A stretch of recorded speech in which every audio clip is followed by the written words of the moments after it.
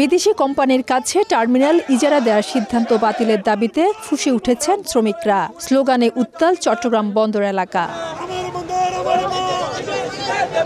বুধবার সকালে লাল পতাকা হাতে মিছিল নিয়ে নগরীর টোল প্লাজা গেট ও বরপোল এলাকায় খণ্ড খণ্ড মিছিল নিয়ে জড়ো হন শ্রমিকরা। এরপর বন্দর প্রবেশপথ অবরোধ করে বিক্ষোভ করেন তারা। অবরোধের কারণে বন্দরমুখী পণ্যবাহী ট্রাক কাভার্ড ভ্যান চলাচল ব্যাহত হয়। নিউ মরিন কন্টেইনার টার্মিনাল লাভজনক প্রতিষ্ঠান, এটি ইজারার সিদ্ধান্ত আত্মঘাতী বলে দাবি করেন শ্রমিক নেতারা। অভিযোগ করেন বন্দরের মতো স্থাপনাগুলো বিদেশিদের দেয়া জাতীয় স্বার্থের পরিপন্থী।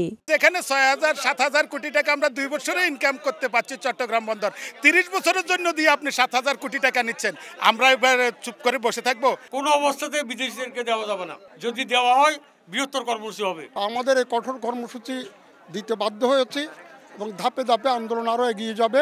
বন্দরের কার্যক্রম ব্যাহত ও নাশকতার বিরুদ্ধে কঠোর অবস্থানে থাকার কথা জানান পুলিশ প্রশাসন। এই বন্দর এবং তার আশেপাশে সকল জায়গায় ফোর্স মোতায়েন করা আছে, আমরা সতর্ক আছি। ১.৫ ঘণ্টা পর অবরোধ তুলে নিলে স্বাভাবিক হয় পণ্যবাহী পরিবহন চলাচল কার্যক্রম। এছাড়া আগামী ৫ ডিসেম্বর নগরের রেল স্টেশন চত্বরে সমাবেশ করার কর্মসূচি ঘোষণা দেওয়া হয়। ফেরদৌস লিপি, সময় সংবাদ, চট্টগ্রাম।